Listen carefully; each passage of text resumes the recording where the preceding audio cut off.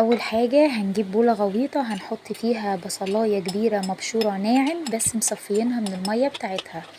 تاني حاجة هنحط علبة زبادي كبيرة. البهارات بقى هتكون عبارة عن معلقة صغيرة بابريكا مدخنة او عادية، تمام، وزيها بالظبط فلفل وملح.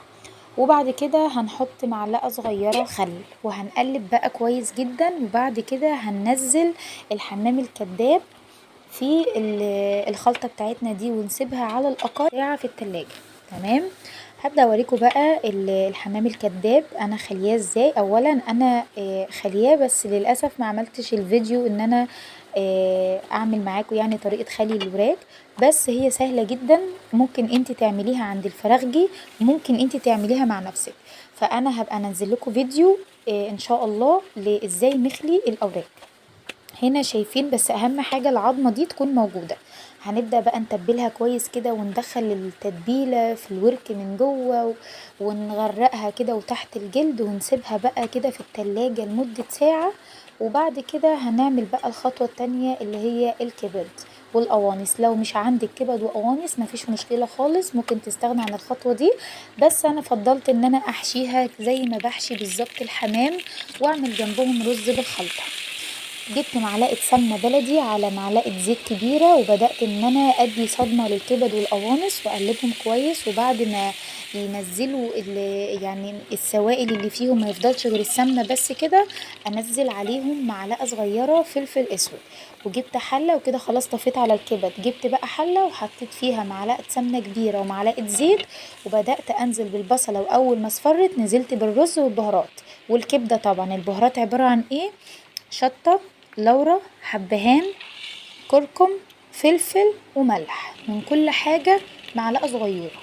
وطبعا يا دوب هنخلي بس المية الرز يشرب المية، ما يستويش، هيبقى نص سوا. هنبدأ ناخد بقى كمية الرز اللي احنا عايزينها علشان خاطر نحشي الحمام الكداب. وهنسيب بقى طبعا الحلة كده على نار هادية لحد ما الرز يستوي معانا. هنا بقى بوريكوا انا بحشيها ازاي. الرز طبعا كل ورك هياخد معلقتين رز، ما تكتريش عن كده علشان يستوي معاكي وعشان ما يتفجرش ويطلع بره الحمام.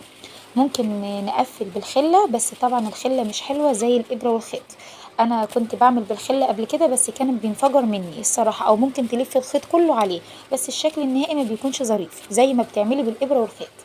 عايزة اقول لكم ان انا بجد القلافزات دي بهدلتني جدا على ما خلصت.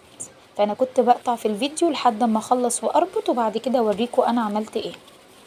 تاني واحدة معانا هنبدأ نحط الرز تحت الجلد وهنبدأ نحط من جوه من الورك من جوه ونقفل كويس كده. وبعد كده هنربط بالخيط، ويا ريت لما تيجي تربطي تجيبي من تحت لفوق مش من فوق لتحت علشان الجلد ما يخلص منك وتلاقي نفسك من فوق سايب ما فيهوش جلد ومش عارفة تعمليه. تمام. زي بالظبط اللي هناك دي، مش عارفه انتوا شايفينها ولا لا. انا نسيت وجبت من فوق لتحت، فاضل معايا بقى حته من اللحمه كده مش متغطيه بالجلد بس انا قفلتها كويس. فلما نيجي نقفل من تحت لفوق علشان الجلد ما يخلص مننا ونلاقي نفسنا ما قفلناش اللحمه كلها. هنجيب بقى ورق حراري ودي احسن حاجه لتسويه الحمام الكداب. في ثانيه هنرصه، ويا ريت يكون الناحية اللي متخيطة تكون هي اللي فوق زي ما انا بعمل كده. تمام. وبعد كده هنحط الكيس ده هنقفله كويس وهنحطه في نفس الصينية ديت وهنربط عليه كويس جدا ونخرمه كده، نفتحه فتحتين علشان خاطر الكيس ما يتفجرش مننا. ونحط نص كوباية مية او ربع كوباية مية، مش كتير، ربع كوباية مية كفاية، وعلى نار هادية من تحت على فرن سخن مسبقا. شايفين الجمال؟ ده الشكل النهائي ليه بعد ما طلع. قعد بالظبط 10 دقايق في الكيس الحراري في الفرن على درجة حرارة 180.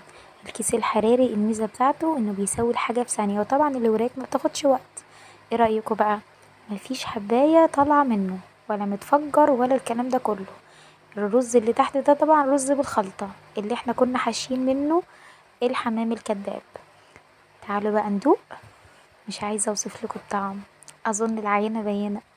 الصراحة رهيب الطبق ذات نفسه، مش عايز اي تزيين تاني، هو كفاية عليه كده.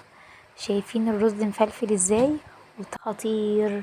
انا عايزه اقول لكم بس على حاجه. انا بعد ما طلعت الحمام من الكيس الحراري حطيته في صينيه ودهنت الوش معلقه بابريكا على معلقه زيت وحطيتهم تحت الشوايه خدوا لون محترم احسن من التحمير. عايزه اقول لكم بقى ان الطعم فعلا يجنن. بس انا نسيت اقول لكم وانا باكل انا ما اكلتش الا واحده. افتكرت ان انا المفروض اعمل حاجه جنب الرز بالخلطه والحمام الكداب.